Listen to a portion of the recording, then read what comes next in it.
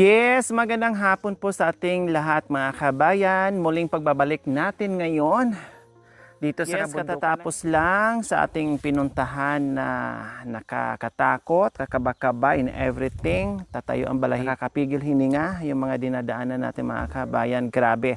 Awa ng Diyos ay nakauwi kami lahat na ligtas, although merong nakagat ng bubuyog, merong kamuntikan ng gumulong, merong nasugatan, no, lahat na may umiyak, lahat na nandoon na lahat. So at least lesson learn natin lahat, no.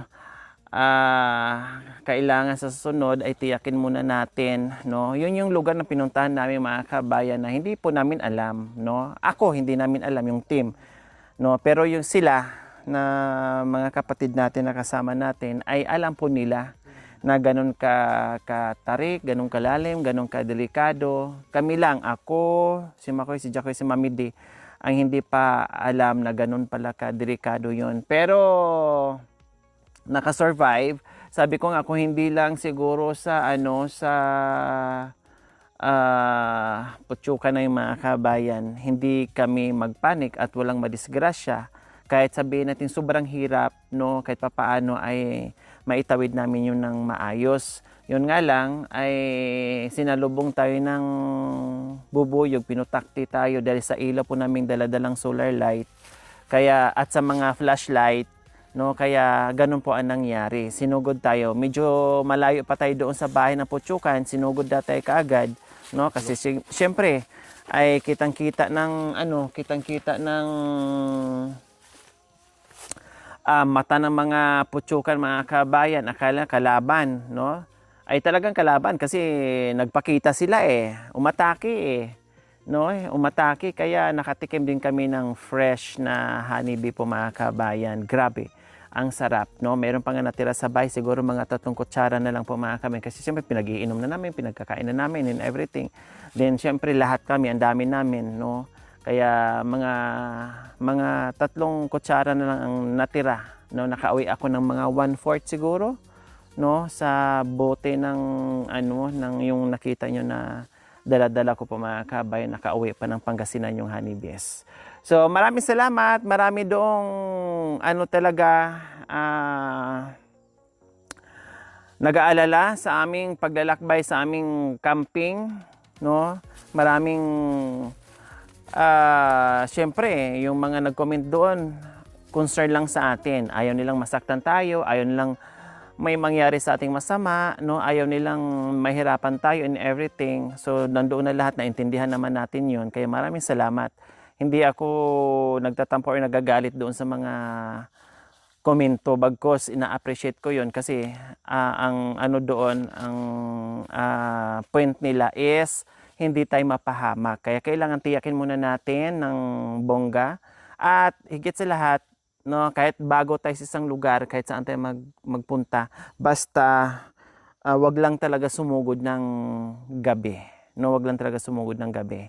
Kailangan ay kung meron man tayo pupuntahan, ay maaga pa lang or tanghali pa lang, siguraduhin natin na makarating tayo sa paroroonan natin na maliwanag pa para maiwasan yung mga anumang mga disgrasya, anticipate natin yung mga bagay-bagay na pwedeng mangyari. Kaya ayun, no? So, sa mga kasama ko naman po mga kawin dito sa mga kapatid nating Aitas, no? Yung mga dala-dala namin katulad nito, mga sako. Akala nyo na po sobrang bigat yan, pero ano po yan? Ayan, no, malambot lang. Damit, mga damit lang po namin, no, na magamit namin sa 2 araw, 3 araw, o 3 gabi, 4 na gabi, ganun. Damit lang po yan, hindi naman yan katulad ng binabakay nila na yung punong-puno, yung puso ng saging. Yun ang mabigat, no? Minsan 100 plus kilos, minsan 60 plus kilos, minsan 70 plus kilos. Ito, nasa mga 20 o 30 kilos lang. Kayang-kaya ko rin kung ako. Kaya lang, syempre, akala mo, sobrang bigat, bibit-bitin, no?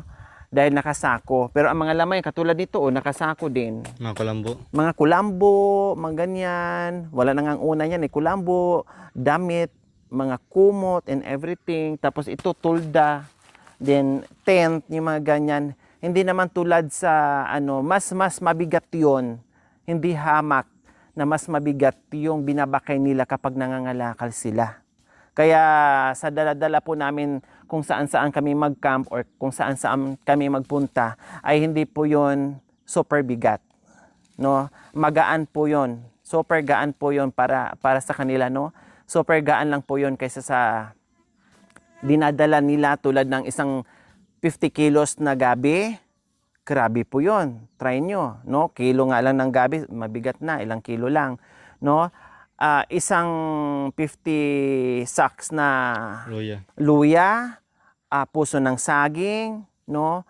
Gabi, kamote. Yan ang mga binabaka nila. At ang mga dinadaanan, hindi rin po kalayuan sa mga dinadaanan po namin yung papuntang ilog. Ganun din po. Kaya nga natuntun po namin yung mga yon kasi sila mismo ang nagre-request sa amin, no? Sa katunayan nga, meron na namang nagsabi sa amin, Madam, punta ka doon din sa amin. Kasi maganda din po sa amin. Minsan nga, sabihin pa nila, ay, mas maganda pa yung amin dyan, Madam, try nyo. Samahan namin kayo. Mga ganyan. Ito mga pinupuntahan namin, no, na nag-explore kami mga kabayan, ayun naman din po yung gustong-gusto ko kasi sanay ako sa bundok eh. Nature lover ako eh. So lahat yung mga pinupuntahan namin dito sa bundok, nadidiscover namin yan dahil sa mga sinasabi din ng ating mga katutubong Aitas. Sila mismo nagre-recommend sa atin, maganda dyan, halip, punta kayo, sama tayo, samahan ko kayo. So, nagsusundot lang ako. Okay, sige. Kapag may time, sige, puntahan natin. No? Sige, kapag may kaya ng oras, sige, puntahan natin. Kaya pag medyo nafe-feel ko mga kabayan na gusto kong matulog sa tabi ng ilog, mag-relax, maligo. So, doon time, no, yung pinuntahan namin, doon po sila, kung saan doon po yung lugar kung saan nangunguha sila ng puso ng saging. 'Di ba ang daan, napapansin nyo? Ay kunting gas-gas lang, may gas-gas. So dinadaanan po yon. At tapansin nyo po doon na may mga lumang lubid na nandoon na talaga mismo nakakabit na yung nag-cause sa akin ng tumambling ako, gumulong ako dahil putol na. Siguro sa tagal, no? Sa tagal na, siguro ng panahon, kaya naputo na yung ano, no? Maiksi na lang, napupudpod siguro kasi luma na yung lubid. Sabi ko nga, sana mapalitan ng lubid. Sabi ko nga, iwanan na lang yung lubid na dala-dala namin. Ewan ko lang kung iniwan lang, hindi ko na matandaan, no? Dahil papalitan ko na lang kako para may dumadaan doon ng mga nangangalakal ay maano nila, magamit nila, no? Magamit nila. So, kaya napansin niyo po doon, may mga hawakan, may mga lubid kasi dinadaanan po yun ng mga katutubong Aitas na nangunguha ng mga kalakal nila sa gubat. So, yun po yun. Kaya, hindi po sila nahihirapan dito sa mga dala ko or hindi po sila mabigat, no?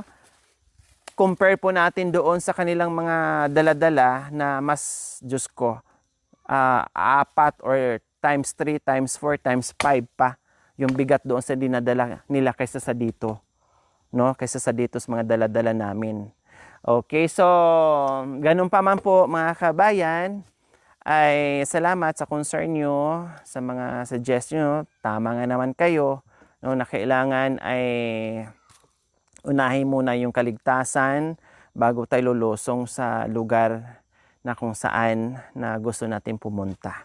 So ngayon ay resume tayo sa ating mission. Yes, dito kay Kuya Anton. Butin lang kahit papaano. Katulad nito mga kabayan, kung walang kulong-kulong na available, no, ang gagawin po, ang mangyayari po dito, mag-hire na naman ako ng 3 or 4 or siguro mga 4 siguro to, no, or 3. Mag-hire na naman ako para magpapahatid kami dito, no? Kasi hindi naman po namin to kakayanin kung hindi kami mag-hire. So nandito naman si Kuya Yatik ay tamang-tama, nasa baryo siya. Nakita namin yung kulong-kulong niya. Kaya pinuntahan namin sa bahay niya at nagpahatid kami dito. Kaya ang aming lalakarin, konti na lang, kapiraso na lang mga kabayan, siguro more or less na sa 500 meters na lang, malapit na lang. Kasi hindi nakakayanin doon, no? Pwede naman siya kung walang karga, pero kung may karga, pwede siya walang karga, itulak mo.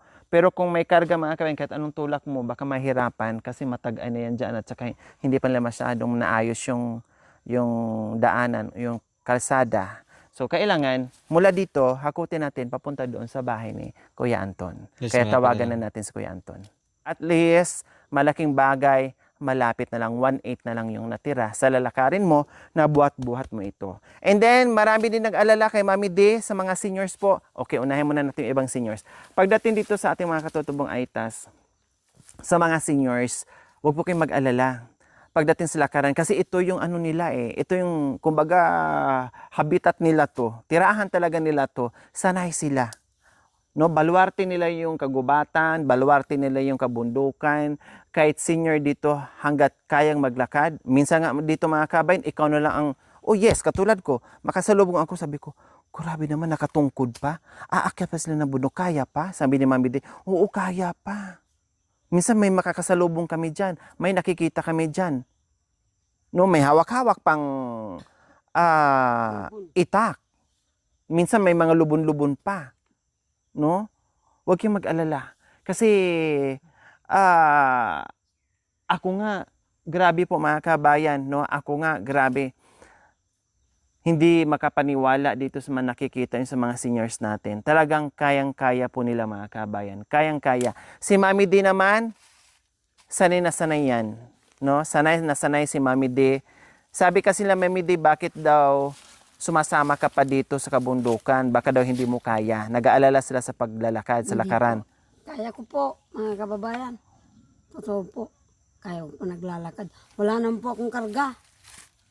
Ano lang po, magang lang po. Yung payong lang po ang dadaling ko. Sabi nila, wag daw po akong magkakarga. Kaya, yung dalawa pong cameraman, sila pong naghihirap, nagdadala. Baka raw po magimatay ako, mahaba po yung paakyat. Akala nila hindi ko po kaya. Kaya ko, kung kalahati sa ako lang po, kaya kong paakyat. Totoo anak ko. So, ibig sabihin, kaya mo rin, Mami D. Opo. Oh, ayan po ha. Huwag po kayo mag-alala ni Mami D. Minsan nga, talo pa nga ako dyan sa lakaran. Opo. Kahit ganyan lang. Noon, nung una doon sa lugar ni Mami D, hindi ko kakayanin yung lakad ni Mami D. Sa lugar nila noon. Opo.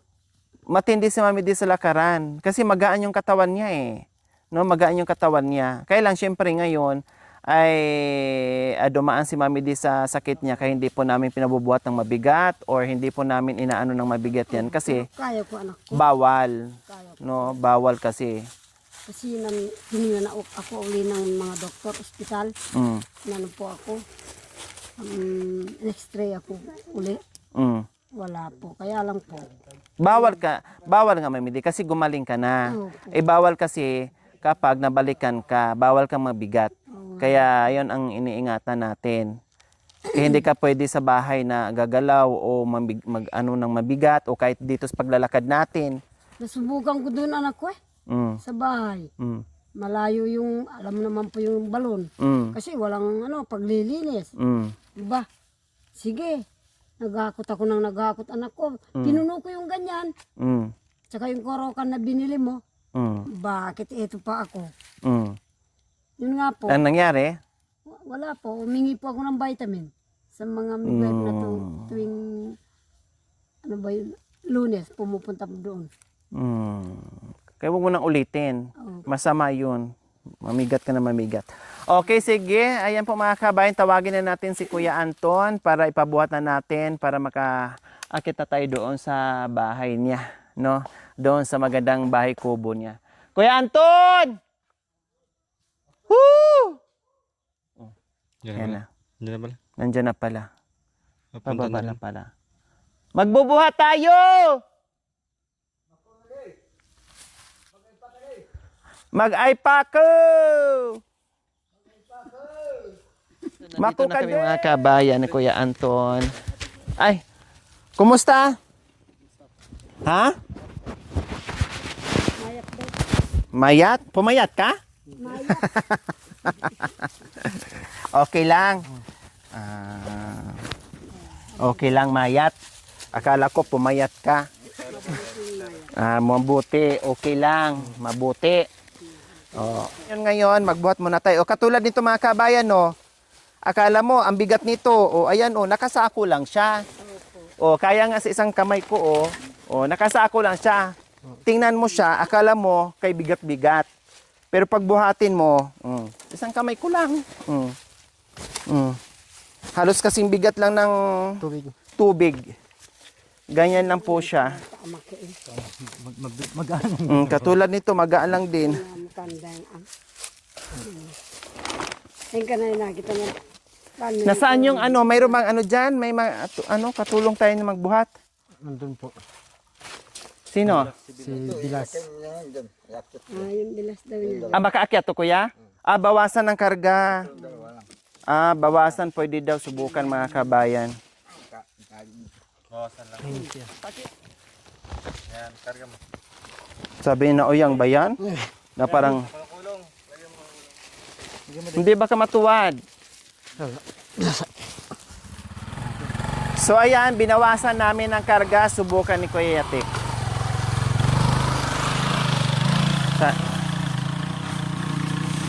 Mahirap. Ouch. Mahirap. Tinan mo. Sumasayaw. Mahirap talaga. Akala nyo po, mga kabayan, sa kamera ay simpleng akyatan lang. Hindi po, ha. Tinan mo. Ayan. Ouch. Tapos doon sa unahan, mas mataas pa, mga kabayan. Mahirap po. Mahirap. And then yung iba, binaba na natin. Katulad nito, kuya. Katulad ito, mga kabayan. Akala nyo mabigat. Hindi. Magaan lang yan. Mabigat ba, kuya? Magaan? Hindi po. Hindi po mabigat. Katulad nito, baka sabihin nyo, sobrang bigat itong dala ni Kuya Anton. Hindi po. Hindi mabigat. Di ba, pinakita ko na kanina. Mukhang sobrang laki lang niya.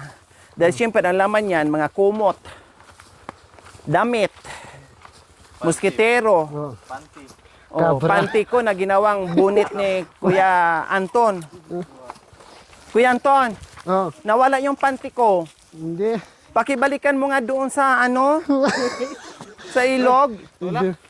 Ay, hindi na nakayanan, Tulak. Kasi sobrang dyan, mga kabay, sobrang tarik. Hindi nakayanan.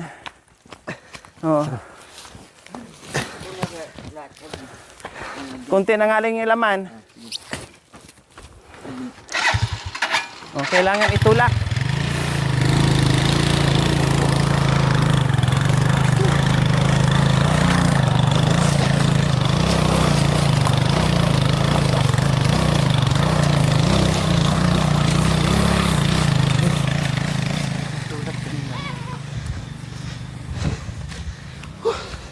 Di ba, mga kabayan? Halos wala na nga siyang karga pero hindi pa makaakyat. Pero tingnan sa video, akala mo lang kunting ganun lang. Diyos ko, mga kabayan. Hindi pala nakayanan. Akala ko nakadire-diretso na.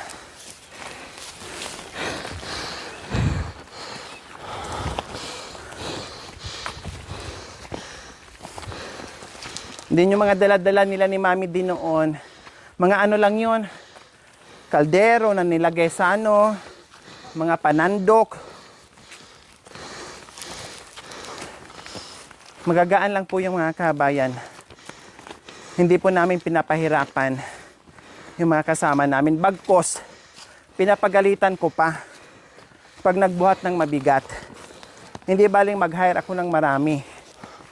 Magbitbit, tulong-tulong. Hindi ko po pinipilit o pinabubuhat sa kanila ng pilit kapag mabigat. Yun po yung totoo dyan. Ayan, naririnig ni Mami Dian. Kahit sa team ko, pinapagalitan ko pag sobra-sobra na yung karga. Yung maghiro-hiruhan.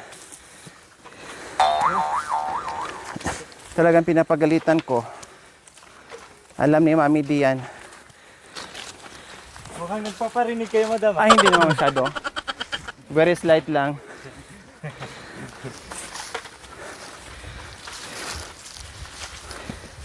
Ano, kuya? Mabigat? Hindi. Ako na. Manahirapan ka? Hindi mabigat. Ha? Hindi mabigat. Hindi. Nakakaawa ka naman. Baka dito mo lagay.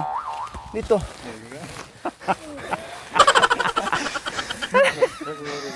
Masanuri. Ang bigat-bigat. Ay, walang mga apo. Ang hirap tumanda na walang kasama sa bahay. Ito rin. 80 anyos na. Ay, sa wakas. Nandito na tayo sa magandang tanawin na naman. Nakakaibang tanawin. Marigaum. So ayan po mga kabayan, sa wakas nakarating na rin kami dito kay Kuya Anton. Maraming salamat. Medyo okay lang yung panahon kahit mainit pero talagang ramdam natin yung init mga kabayan. Buti nga hindi masyadong nagpakita yung haring araw mga kabayan eh. Hindi katulad nung mga nakaraan na talagang sobra, no? Kahit alas 4 ng hapon napakainit pa din. Ngayon hindi masyado nagtatago, no? Lilitaw, lulubog yung araw. Marunong siya makisama. O ngayon na nandito na tayo ay ayan, nagpakita na. Lumitaw na Kuya Anton. No? Mukhang malungkot ka sa pagdating namin. Hindi malungkot. Ay, naku Kuya Tek, ikarga mo na nga itong mga ano sa ano. Balik na tayo, malungkot. Janet, bakit malungkot si Kuya Anton? Nag-away kayo? Bakit malungkot siya? O pati ikaw malungkot din? Malungkot kami, wala ka. Ah, yon pala. Malungkot sila kapag wala kami. Sorry naman, sorry. Oo. Kasi ngayon lang nakabalik dahil sobrang busy natin. Akala ko nag-away kayo, malungkot ang mukha niya eh. Hindi. Hindi kayo nag-away? Baka ngayon lang kayo nagbati dahil nandito ako. Hindi kayo nag-aaway? Hindi man. Kami, wala ka. Ah, kasi nag-aantay ka ng ilang araw. Oh. Pero sabi ko naman, ako'y babalik. Kapag ako'y nagsabi na babalik, babalik ako. Kahit maabutan man ako ng isang linggo, basta ako'y babalik. Babalik talaga ako. Hindi ka nag-away? Ni minsan? Sigurado ka? Hindi ka nag-aaway? Kahit sa yabe? Marigaam. Oy, marigaam. Marig ka ro. Ayan, dapat ganyan ang ano ni Kuya Anton kahit ano, alam mo kasi Marig ka ro. Tawag ka. alam mo kasi si Kuya Anton mga kabayan. Tawag ka. Kaya ako ay nakuha yung puso ko kasi kahit anong hirap niya o na kahit anong hirap ng buhay dito, kahit anong bigat ng dala niya sa mga kalakal dito o sa mga ginagawa dito, ay nandiyan pa din yung ngiti niya. No, yung ngiti niya nandiyan pa din. Hindi marunong magreklamo kaya ako'y natutuwa. Ano niya yung nakuha niya yung kiliti ko. Yan yung mga gusto kong tao. Yung bang kahit anong hirap ng buhay hindi marunong magreklamo, go ng go pa rin, positibo pa rin sa buhay. Kayo yung nagustuhan ko dito kay Kuya Anton. Napakasipag mga kabayan. Walang reklamo. Kaya totoo yung sinabi ng asawa niya na masipag yung asawa ko. Kahit nga pagbago akong panganak, hindi ako pinababayaan. Talagang iniintindi pa ako kahit sobrang pagod na sa trabaho. O ganyan ang pamilya. Isakripisyo ang lahat para sa pamilya. Hindi kailangan magreklamo or mapagod. Yes, napapagod tayo. Ibig kong sabihin, sa ginagawa natin araw-araw kahit mahirap ang buhay, kailangan natin lumaban lang talaga. Kasi wala namang ibang choice, kundi lumaban para sa pamilya. O, diba? See you next episode mga kabayan. Hindi na daw siya malungkot. Okay, sige. No, hindi na kami babalik sa bayan. No, pwede ba kami matulog? Oo. Hindi. Pwede po. Ay, hindi pala. Hindi. Sige, uwi na tayo habang maaga pa. Ha? Okay lang? Okay lang. Kasama kami. Wow. Okay, sige. See you next episode mga kabayan. Maraming salamat. God bless us all. We love you all. Bye. Mwah. Thank you for watching. Don't forget to like, share, and subscribe.